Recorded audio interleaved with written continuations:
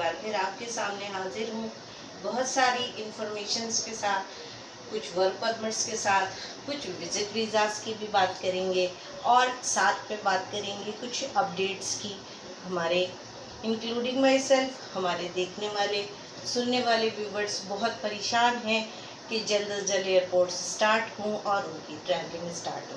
कुछ मुल्कों की ट्रैवलिंग स्टार्ट हो गई है, लेकिन ऐसा हो रहा है कि वो 1-2 हफ्ते या 1-2 दिन चलती हैं और फिर एक्सटेंड हो जाती हैं। होपफुली आपको भी मालूम होगा कि जहाँ यहाँ मैं बात कर रही हूँ दुबई की, तो खैर इसी तरह चलता रहेगा काफ़िला हमारा और इसी तरह इंफॉर्मेशंस आती रहेंगी और हम जो है मुख्तलिफ़ चीज़ों के बारे में डिस्कशंस करते रहेंगे जनाब।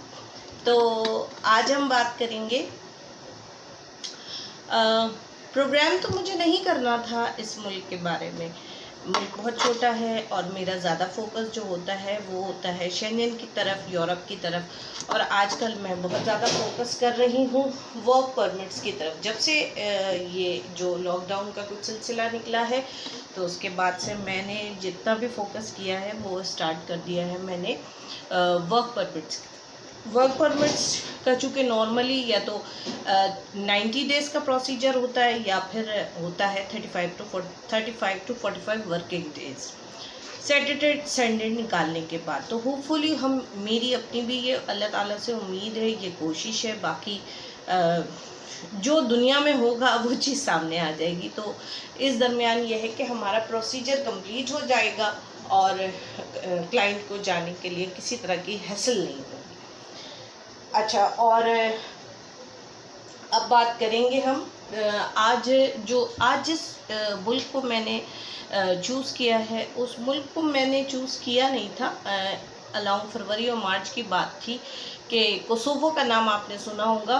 कोसोवो एक बहुत ही छोटा मुल्क है, लेकिन इकॉनमी के हिसाब से अच्छा है और वहाँ का रेजिडेंट परमिट जो है वो बहुत आसानी से मिल जाता है।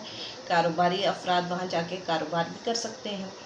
तो पिछले दिनों फरवरी और मार्च की बात है कि शुरू में, अब वही बात आ जाती है कि लीगली तौर पे अच्छा नहीं लगता किसी का वीज़ा यहाँ दिखाना, लेकिन अगर आप में से जो कोई भी मुझसे डायरेक्टली रब्ता करेगा तो मैं उसको ज़रूर वो वीज़ा दिखाऊंगी कि कुछ लोग थे जो मुझसे, पाकिस्तान के लोग थे कोसोवो का, उन्होंने मुझसे ई वीज़ा लिया था और माशाल्लाह वो वहाँ सेट हो गए, जाके उन्होंने अपना वीज़ा एक्सटेंड कराया और अपना कारोबार स्टार्ट कर लिया।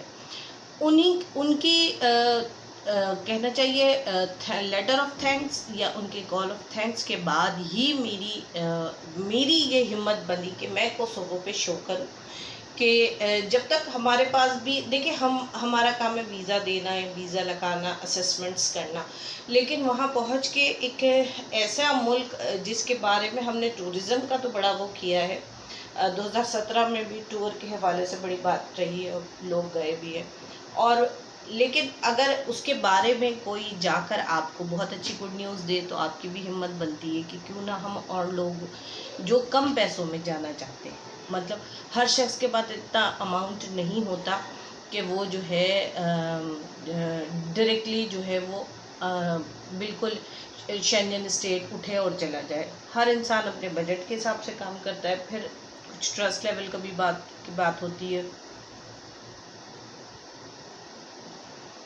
कुछ ट्रस्ट लेवल की भी बात होती है, तो लोग नहीं जा पाते हैं। कईयों के ये किस्से होते हैं कि जी हमारे फला एजेंट ने पैसे खा लिए, वटएवर, काफ़ी सारी बातें होती हैं, क्योंकि आप लोग मेरी फैमिली हैं और हर बंदा अपने दुख दर्द मुझसे डिस्कस करता है। तो इस हिसाब से कोसोवो एक बहुत ही अच्छा मुल्क है और कोसोवो के लिए रिक्वायरमेंट विज़िट वीज़े की है, जो कि होपफुली अगस्त में विज़िट वीज़ा इंशाअल्लाह अज़ीज़ नॉर्मली खुल जाएंगे। जो हमारे पास आज की अपडेट है उस हवाले से मैं बात कर रही हूँ। तो कोसोवो की मैं आपको डिटेल्स बताना शुरू करती हूँ जनाब। कोसोवो इस्लामिक कंट्री है, पहली बात। इसको रिपब्लिक ऑफ कोसोवो भी कहा जाता है और पार्शली जो है वो साउथ ईस्ट यूरोप में आता है, ठीक है। इसका फ्लैग जो है, उसका जो निशान है वो आर्म, कोट ऑफ आर्म है, यानी कि जो एक फ़ौजी होता है, फ़ौजी के कोट का नक्शा है, कैपिटल इसका प्रिस्टीनिया है, जो इसका सबसे लार्जेस्ट सिटी है।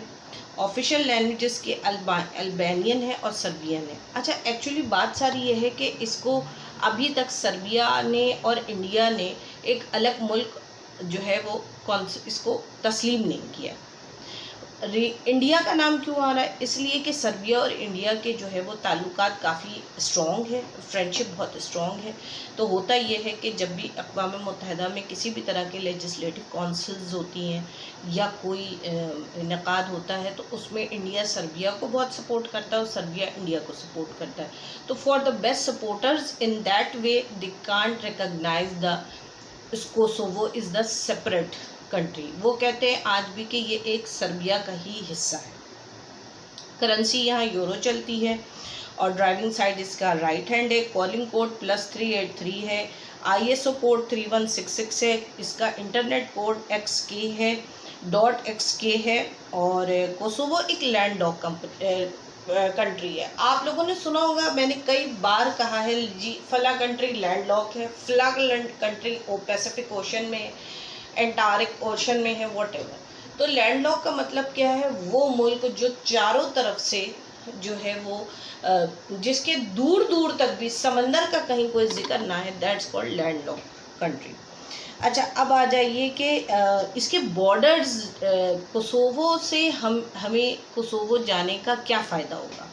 कोसोवो जाने का हमें पहली बात तो ये कि यहाँ जो वीज़ा निकलता है उसके लिए कोई डॉक्यूमेंट्स हम आपसे रिक्वायर्ड नहीं करते। हाँ, लेकिन अगर आप जैसे खुद अप्लाई करेंगे तो आपको बहुत सारे डॉक्यूमेंट्स लगाने पड़ेंगे, बहुत कुछ प्रूफ देना होगा। जबकि हमारा ये है कि हम आपसे कोई डॉक्यूमेंट्स नहीं मांग रहे एक्सेप्ट पासपोर्ट, CNIC 10वीं, दैट्स इट। वीज़ा इसका निकलता है और बिल्कुल जिस तरह अज़रबैजान का वीज़ा है, जिस तरह दुबई का वीज़ा है, जस्ट लाइक ये बिल्कुल वैसे ही वीज़ा होगा। 30 दिन आपका स्टे होगा। लेकिन जो सबसे अच्छी बात है, जो मेरे क्लाइंट ने वहाँ से पहुँच के मुझे इन्फॉर्म किया और मेरी हिम्मत बढ़ी कि मैं इसको बाकायदा शो में लाऊं, और वो लोग जो कम पैसों में जाना चाहते हैं और अपने आप बिज़नेस भी करना चाहते हैं, इकोनॉमी के हिसाब से ये मुल्क बहुत अच्छा है। और सबसे बड़ी बात ये है कि ये इस्लामिक कंट्री है, ठीक है। अच्छा, अब बात ये करते हैं कि वहाँ पे 30 दिन का वीज़ा आप टूरिस्ट वीज़े को जाके एक्सटेंड करा सकते हैं। उसके बाद आप रेजिडेंसी अप्लाई कर सकते हैं। तो वहाँ पे बहुत ज़्यादा जो है ना वो lots of rules and regulations नहीं है।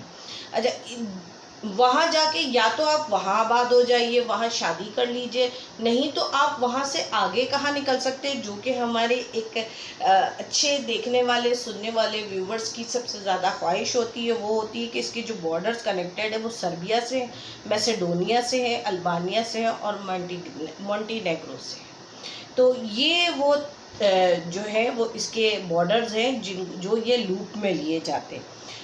अच्छा जनाब, अब आ जाइए कि हम क्या करते हैं कि ये जो है दुनिया में 162 नंबर पर आता है बड़े ममालिक में। और अभी जो है इन रिटर्न इसका EU में शामिल होने का तैयार हो गया और मेरे ख्याल से इस साल के एंड या अगले साल के शुरू में ये EU यानी यूरोपियन यूनियन में शामिल हो जाएगा। तो ये था मेरा आज का सबसे स्पेशल स्किट और सबसे स्पेशल इन्फॉर्मेशन। तो जो लोग